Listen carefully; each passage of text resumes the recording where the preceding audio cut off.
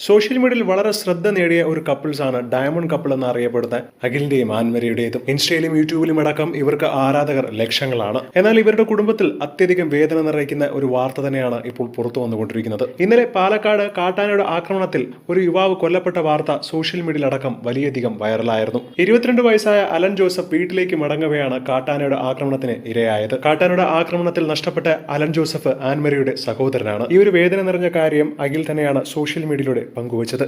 ഞങ്ങളുടെ പ്രിയ സഹോദരനായ Allen Joseph കാട്ടാനയുടെ ആക്രമണത്തിൽ ഞങ്ങളെ വിട്ടു പിരിഞ്ഞു എന്നുള്ള വാർത്ത നിങ്ങളെല്ലാവരും അറിഞ്ഞു കാണും എന്ന് വിശ്വസിക്കുന്നു.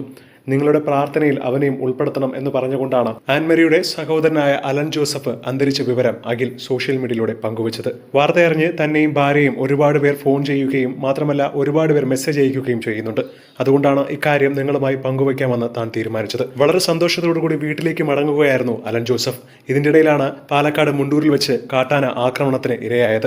ആൻമരിയെ എങ്ങനെ പറഞ്ഞ് ആശ്വസിപ്പിക്കണമെന്ന് തനിക്ക് അറിയില്ലെന്നും വല്ലാത്ത ദുഃഖത്തിൽ തന്നെയാണ് ഞങ്ങളും ഞങ്ങളുടെ കുടുംബവും ഒക്കെയാണ് എന്നാണ് ഇപ്പോൾ അഖിൽ സോഷ്യൽ മീഡിയയിൽ പങ്കുവച്ചിരിക്കുന്നത്. ഒരുപാട് പേരാണ് അഖിലിനെ ആശ്വാസ വാക്കുകൾ അറിയിച്ചുകൊണ്ട് കമന്റിലൂടെ വരുന്നത്.